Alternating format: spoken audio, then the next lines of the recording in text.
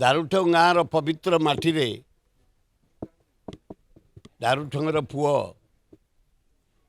ଦାରୁଠଙ୍ଗର ଭାଇମାନେ ଏକାଠି ହେଇ ଆଜି ନୂତନ ଭାବେ ନାସପାଟି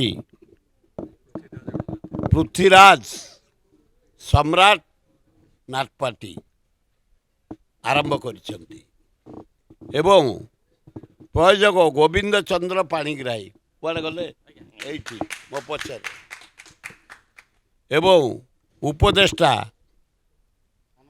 ଅନନ୍ତ କୁମାର ଧଳ ମୁଖ୍ୟ ପରିଚାଳକ ପ୍ରତାପ ଦାସ ମୁଖ୍ୟ ପରାମର୍ଶଦାତା ଆମ ସମୟରେ ଡଲୁ ଯେ ସରପଞ୍ଚ ଦାରୁଠଙ୍ଗରେ ଅଛନ୍ତି ବିଧାର ବାବୁ ମନୁ ବାବୁ ଆମର ରବି ବାବୁ ଏ ଗାଁର ମୁରବୀ ବୃନ୍ଦ ମିଟୁ ଅନ୍ୟାନ୍ୟ ସହଯୋଗୀମାନେ ସମସ୍ତ ସହଯୋଗ କରୁଛନ୍ତି ଗାଁର ମର୍ଯ୍ୟାଦା ପାଇଁ ଏ ନାଟପାଟି ଯେମିତି ସୁନାମ ଅର୍ଜନ କରିବ ଭାରତବର୍ଷରେ ଓଡ଼ିଶାରେ ସେଥିପାଇଁ ରହ ଚେଷ୍ଟା କରୁଛନ୍ତି।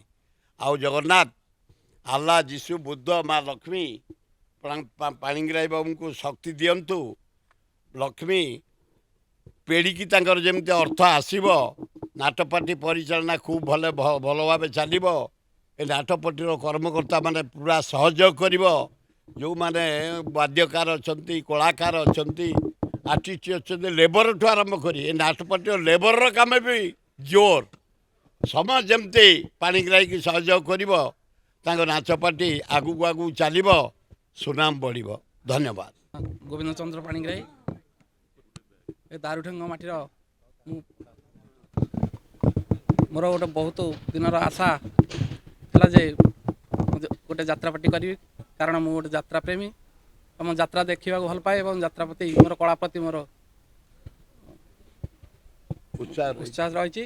କାରଣ ମୁଁ ଗୋଟେ ଆଶା ପୂରଣ କରିବାକୁ ଚାହୁଁଛି ଏବଂ ଦାରୁଠଙ୍ଗ ମାଟିର ନାଁ ବିକଶିତ ହେବା ପାଇଁ ମୁଁ ସତ ଚେଷ୍ଟା କରୁଛି ଏବଂ ଏତିକି କହି ଧନ୍ୟବାଦ। ଯାତ୍ରାପାଟିର ଭବିଷ୍ୟତ ଆପଣ କେମିତି ଦେଖୁଛନ୍ତି?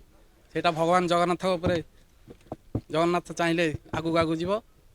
ଜଗନ୍ନାଥ ଆଶାବାଦୀ ଅଛନ୍ତି? ଆଶା ତ ମଣିଷ ଜୀବନରେ ବହୁତ ଆଶା ଥାଏ, ତେଣୁ ସେ ଉପରବାଲାର ଯାହା ନିର୍ଦ୍ଦେଶ ହେବ ଆମେ ସେଇଆ କରିବା। ତମର ତପନ କୁମାର ଚକ୍ରବର୍ତ୍ତୀ ସରପଞ୍ଚ ଦାରୁଠଙ୍ଗ ଗ୍ରାମ ପଞ୍ଚାୟତ। ଯାହା ହଉ ଆମର ଗ୍ରାମର ଜଣେ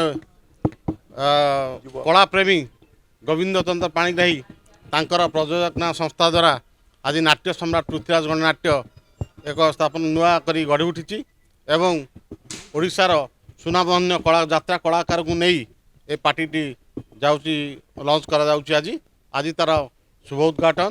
ଏହି ଅବସରରେ ଆମେ ଆଶା କରିବୁ ଆମର ଗ୍ରାମର ନାଁ ବିକାଶ ସହିତ ନାଁ ସବୁଆଡ଼େ ପରିଚିତ ସହିତ ଏ ଗାଁ ମାଟିର ପୁଅ ଗୋବିନ୍ଦ ଚନ୍ଦ୍ର ପାଣିଗ୍ରାହୀ ଯେଉଁ ଉଦ୍ୟମ ଜାରି ରଖିଛନ୍ତି ଆମେ ଆଶା କରିବୁ ପ୍ରଭୁ ଜଗନ୍ନାଥ ନିକଟରେ ପ୍ରାର୍ଥନା କରିବୁ ନିଶ୍ଚିତ ଭାବରେ ସେ ଏଥିରେ ସଫଳ ହୁଅନ୍ତୁ ଏବଂ ଏ ଯାତ୍ରାପାଟି ଦିନେ ଏକ ନମ୍ବର ଯାତ୍ରାପାଟି ଭାବରେ ଓଡ଼ିଶାରେ ସୁନାମ ଅର୍ଜନ କରୁ ଆମେ ଏତିକି ଆଶା କରିବୁ।